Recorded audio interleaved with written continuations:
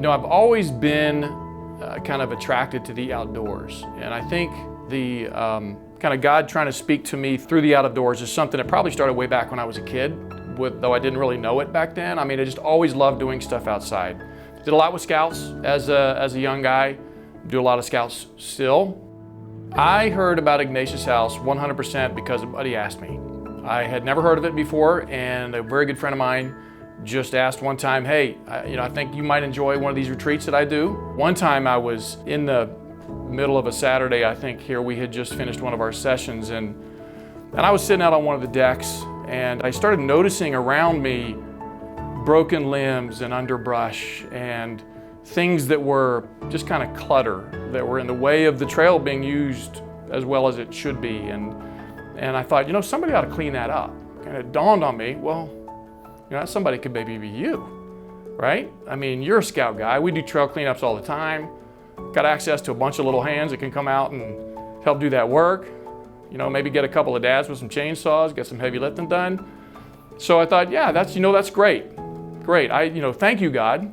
That's probably why you had me come out, right?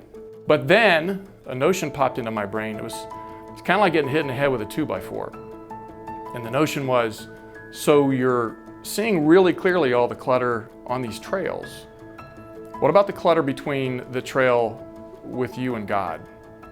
What is the rubbish? What is the shrubbery, the undergrowth that's getting in the way of the relationship that you're supposed to have with God that is preventing it from being as beautiful as it could be? That's preventing that trail from being walked. And I thought, okay, so maybe that's why you had me come out here today, God.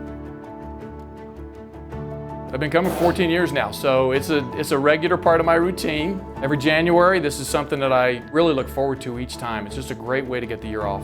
What people need to know about Ignatius House is that it's a really convenient place to go to completely unwind and allow yourself to decompress.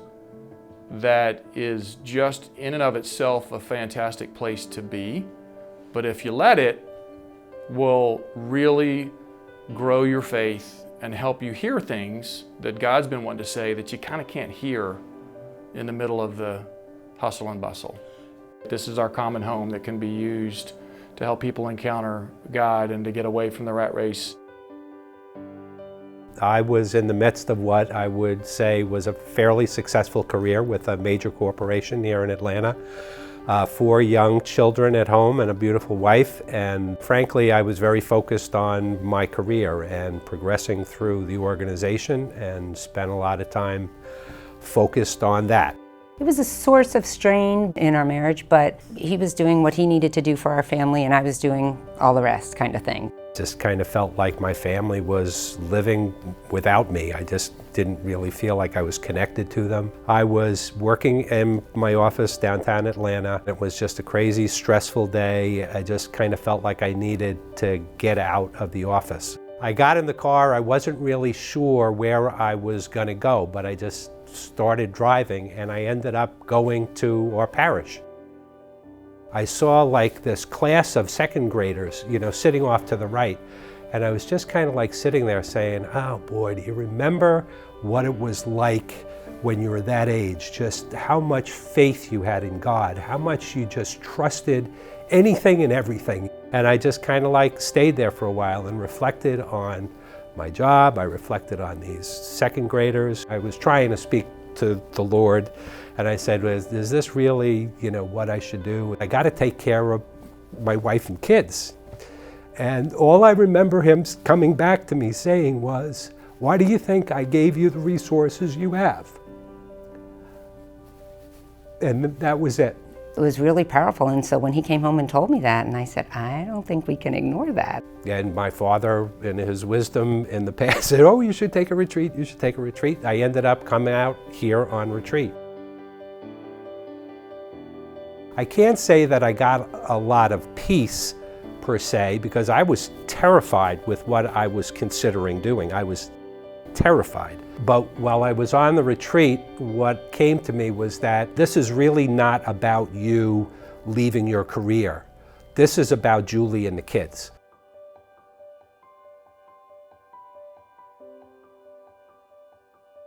It goes back to that experience in the parish where I was thinking about the second graders and how much faith you have when you're that age. And then that really is what kind of took me through that entire process. I saw an ad in the Georgia Bulletin for I think it was a business manager at a local parish, not our parish. And I said, why don't you see if you could help them out for a little while? It doesn't have to be what you do, but it's something, it doesn't have to be your next career, but it could be the next thing you do. And it turned out catering to the needs he had determined in What Color is My Parachute that I love: construction, finance, what was the third one? Working with a faith community. With the faith community.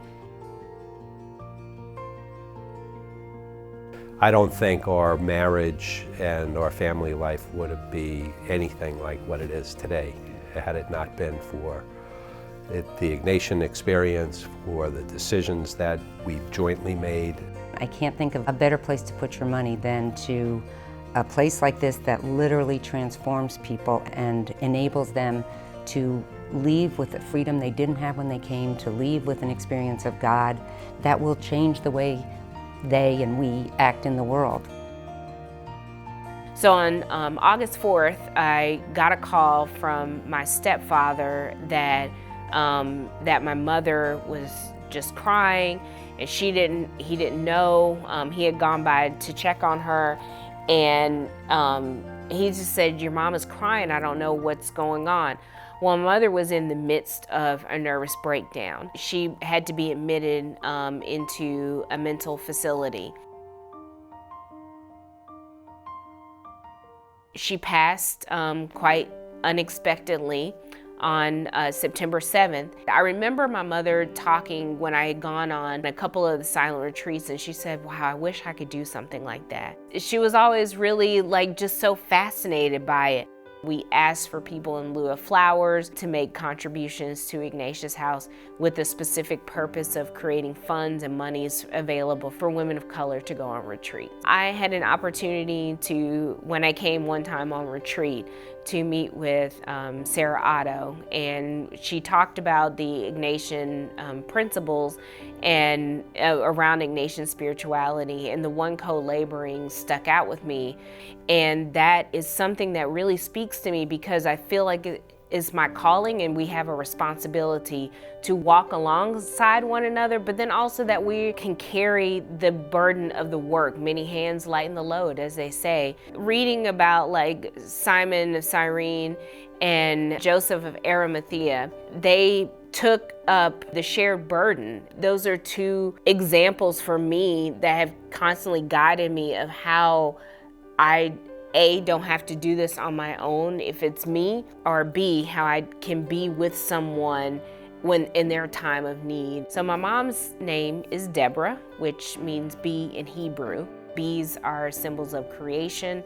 They are symbols of community. They are symbols of personal power. They are pollinators. They are creators, and they build community. Each bee works together to do their part. When we finally decided on the name of Be at Peace, it was a way of honoring our mother, but also be at peace, and that peace that God promises us always, and that peace, honestly, that I find here at Ignatius House. We are an official 501c3. We've done 5 Be at Peace retreats, and we have welcomed close to 100 women. Since I have been introduced to Ignatian spirituality, I have understood what a discerning spirit is about, learning how to co-labor, but most importantly, of knowing when I need to be still and plant my feet on solid ground.